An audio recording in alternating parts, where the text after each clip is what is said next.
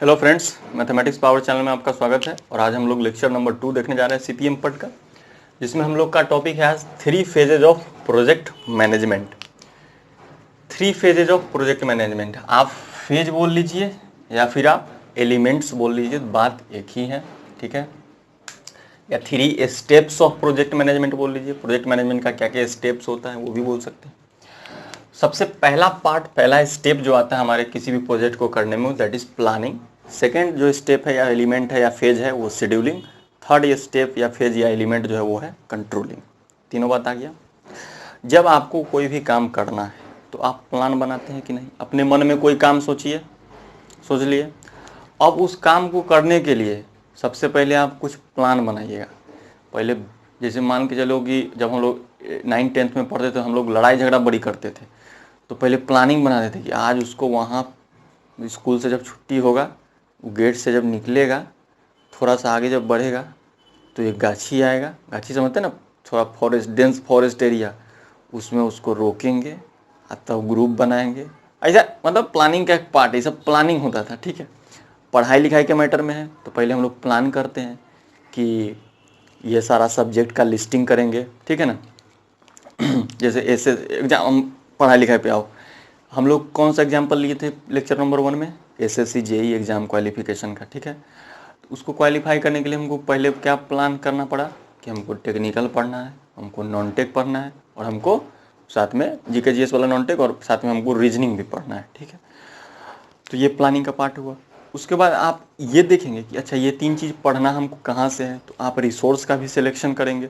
Selection मतलब आप resource भी डिसाइड करेंगे ना, आप रिसोर्स का एक लिस्ट बना लेंगे ना कि हाँ ठीक है, बुक से पढ़ना है, ऑनलाइन पढ़ना है, ऑफलाइन पढ़ना है, क्या कैसे करना है, ठीक है। उसके बाद आप लिस्टिंग कैसे करिएगा? जैसे मान लीजिए आप टेक्निकल पढ़ना, टेक्निकल का लिस्ट बनाते हैं, तो टेक्निकल में क्या है, बहुत सारा सब्जेक्ट है, BMC, strength of material, RCC, environment, soil, बहुत सारा चीज़ है। तो आप इस सब का लिस्ट बना लिए, सारा का रिसोर्स भी डिसाइड कर लिए कि इसके लिए ये बुक, इसके लिए ये बुक। पहले तो प्लानिंग में यही करते हैं ना। अब मान के चलो आपको यही नहीं पता है कि सॉइल मैकेनिक्स हमको किस बुक से पढ़ना है, चाहे किस लेक्चर से पढ़ना है, तो जब आप पढ़ने बैठेंगे तो आपको बहुत सारा बुक मिलेगा। आज अभी तो ऑनलाइन समय में क्या हो गया है ना कि बहुत सारा मटेरियल हमारे पास अवेलेबल हो गया है, ठीक है। तो हमको ये अभी अभी जो है ना, प्लानिंग वाला पार्ट बहुत इंपॉर्टेंट है कि आपको अपने प्रिपरेशन के शुरुआत में ये चीज़ फिक्स करना पड़ेगा कि नहीं, हमको सॉइल पढ़ना है तो गोपाल रंजन से ही पढ़ना है, बाकी बात बीच में डेविएशन नहीं लाना है। हो सकता है कि कोई बुक गोपाल रंजन से अच्छा पढ़ा देगा, लेकिन हम अगर एक बार प्लानिंग ठान लिए कि हमको गोपाल रंजन से पढ़ना है तो हमको गोपाल रंजन से ही पढ़ना है, समझ में आया? नहीं तो या फिर एक बार सोच लिए कि हमको इस टीचर से पढ़ना है तो हमको एक बार सबसे पहले आप बेस्ट का सिलेक्शन कर लीजिए और बाद में डेविएशन नहीं लाइए। पता चले आप किसी को कम पैसा के चक्कर में आप किसी को सेलेक्ट कर लिए और बाद में आपका 1 साल बर्बाद हो गया, उसके बाद आप फिर रो रहे हैं। तो पहले ही सिलेक्शन अच्छा से करिए, और सिलेक्शन अच्छा से कब होगा? एक्सपीरियंस से आएगा, ठीक है। तो प्लानिंग और शेड्यूलिंग में आपका एक्सपीरियंस बहुत बड़ा काम करता है, ठीक है। तो प्लानिंग में क्या करते हैं हम लोग? प्लानिंग और शेड्यूलिंग प्रोजेक्ट के स्टार्ट होने से पहले ही करते हैं, तो बिफोर स्टार्ट ऑफ प्रोजेक्ट। लेकिन कंट्रोलिंग हम लोग क्या करते हैं? जब प्रोजेक्ट चल रहा होता है, तो during execution of the project. Planning में क्या करते हैं कि हम लोग अपने ऑब्जेक्टिव्स को डिफाइन करते हैं। हम लोग अपने ऑब्जेक्टिव्स को क्या करते हैं? डिफाइन करते हैं कि हमको हमारा क्या क्या मकसद है। हम अपने मकसद को बताते हैं कि हमको क्या करना है, एसएससी जेई से हमको क्या करना है, तो जॉब लेना है, ठीक है। चाहे और भी बहुत सारा चीज़ है, गेट का तैयारी करना है तो गेट से हमको एमटेक करना है, चाहे पीएसयू में सिलेक्शन लेना है। तो पहले हमारा ऑब्जेक्टिव क्लियर होना चाहिए, ठीक है। तो हम लोग पहले क्या करते हैं? डिफाइन करते हैं अपने ऑब्जेक्टिव को। उसके बाद हम लोग अपने एक्टिविटीज़ को लिस्ट बनाते हैं। पहले एक्टिविटीज़ को क्या करते हैं? लिस्ट बना लिए कि हाँ ये सारा हम लोग को काम करना है, ठीक है, प्रोजेक्ट को कंप्लीट होने में स्मूथली। उसके बाद हम लोग रिसोर्सेज का डिटर्मिनेशन करते हैं। हम लोग अपने उस रिसोर्स का भी आइडेंटिफिकेशन कर लेते हैं, जो जो रिसोर्स हम लोग को प्रोजेक्ट में चाहिए, ठीक है। तो क्या करते हैं? ऑब्जेक्टिव का डिफाइन, लिस्टिंग ऑफ एक्टिविटीज और टास्क, और रिसोर्सेज का डिटर्मिनेशन या आइडेंटिफिकेशन, ताकि प्रोजेक्ट जो है वो सेटिस्फैक्टरी कंप्लीट हो जाए। वो काम हम लोग प्लानिंग में करते हैं। नेक्स्ट आता है शेड्यूलिंग। शेड्यूलिंग भी हम लोग क्या करते हैं? स्टार्ट ऑफ प्रोजेक्ट से पहले ही करते हैं। शेड्यूलिंग का मतलब क्या कि जो जो चीज़ आप प्लानिंग में के समय सोचे हैं, उसको अब आप एक पेपर पे एक रूटीन बना लीजिए कि ठीक है ऐसा ऐसा हमको करना है, सीरियली बाई, और टाइम ऑर्डर ऑफ सीक्वेंस होना चाहिए, ठीक है। टाइम ऑर्डर ऑफ सीक्वेंस मतलब किस समय में क्या करना है, और सबसे पहले क्या करना है, बीच में क्या करना है, बाद में क्या करना है, ठीक है। टाइम ऑर्डर ऑफ सीक्वेंस होना चाहिए। तो यहाँ पे आता था लिस्टिंग, और यहाँ पे आ रहा है अरेंजमेंट। यहाँ क्या करेंगे, सीक्वेंस में सिक्वेंशियल अरेंजमेंट होना चाहिए विथ टाइम ऑर्डर, ठीक है। ठीक है, तो जो प्लानिंग के समय, during planning in such a manner that the whole project proceeds in systematic manner, आपका पूरा प्रोजेक्ट एक सिस्टमेटिक मैनर में आगे की तरफ प्रोसीड करे, इसके लिए आपको जो अरेंजमेंट करना होगा वो बहुत ही सोच समझ के करना पड़ेगा कि पहले हमको कौन सा एक्टिविटी करना चाहिए, बाद में कौन सा एक्टिविटीज करना चाहिए, ठीक है। और ये कहाँ से आता है, अरेंजमेंट कैसे कर पाइएगा आप, एक्सपीरियंस से, ठीक। बात में करते हैं, इसमें एक और काम करते हैं हम लोग कि अपने रिसोर्सेज को कैलकुलेट करते हैं, calculating the resources required at each stage. Her activity, her stage पे हम लोग को क्या क्या रिसोर्सेज का रिक्वायरमेंट है, उन सबको हम लोग क्या करते हैं, कैलकुलेट करते हैं। जैसे for example time is also a resource, बताए थे ना कल कि time is also a resource.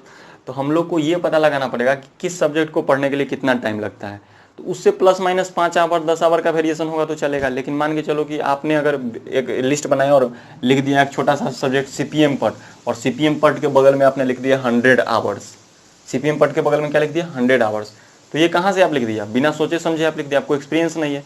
लेकिन सीपीएम पट क्या है, आप मुश्किल से 30 से 35 घंटा बहुत हो गया।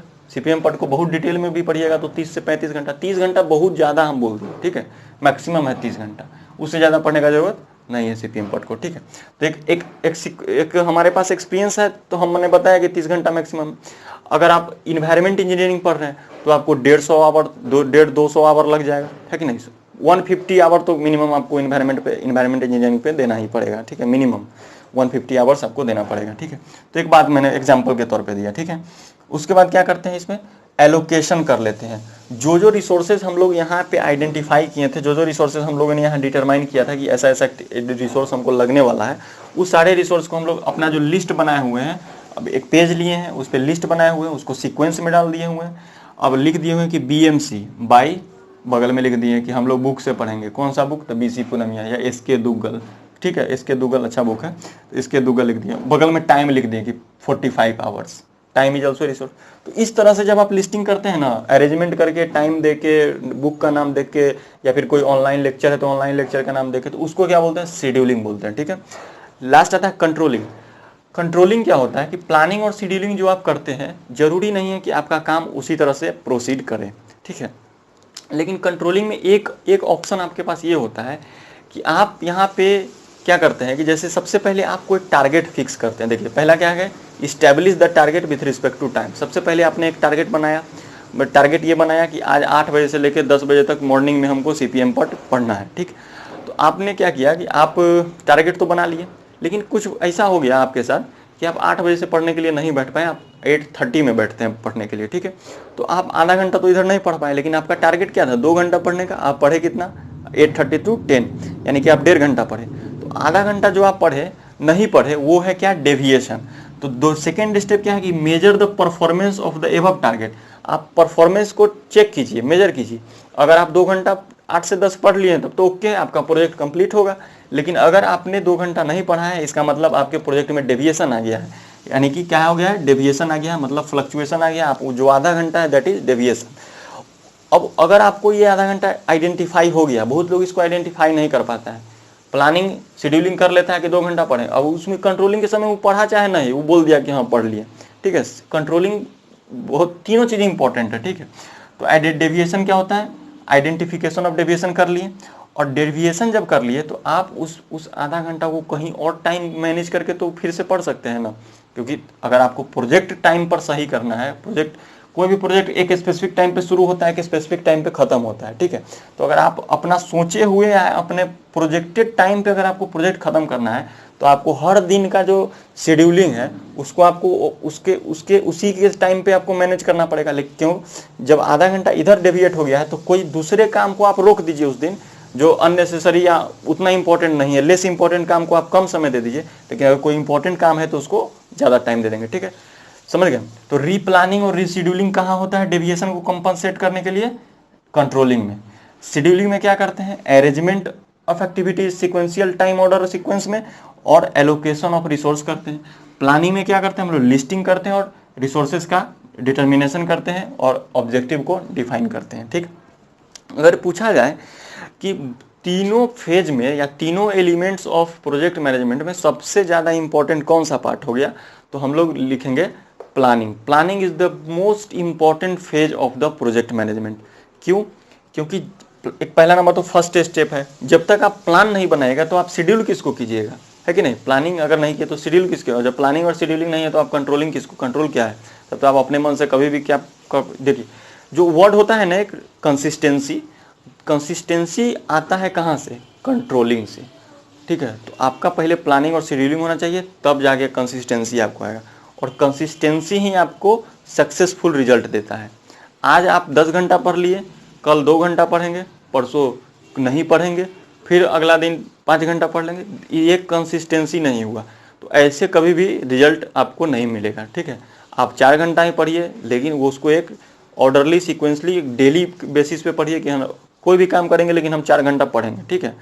टाइम कम ही सिलेक्ट कीजिए, लेकिन वो एक डिसिप्लिन्ड वे में होना चाहिए कि पर डे होना चाहिए, तो सक्सेसफुल रिजल्ट तब जाके मिलता है, ठीक है? तो हाँ, तो एक स्टेटमेंट हम आप लोगों को बताते हैं, ये एक स्टेटमेंट कहा जाता है कि अगर आप किसी चीज़ को प्लान करने में फेल हो जा रहे हैं, मतलब कागज़ लेके बैठे कि हम आज ये प्लान करेंगे और आप प्लान ही नहीं कर पा रहे हैं, ठीक है? अगर आप किसी चीज़ को प्लान करने में फेल हो रहे हैं, इसका मतलब आप ये प्लान कर रहे हैं कि आप फेल करिएगा, ठीक है?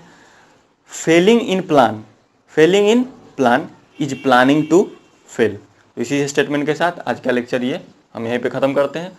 आई होप कि आपको समझ में आया होगा। नेक्स्ट लेक्चर में हम लोग बार चार्ट के बारे में पढ़ेंगे और उसको डिटेल में हम लोग बार चार्ट को देखेंगे नेक्स्ट लेक्चर में, ठीक है? Thank you.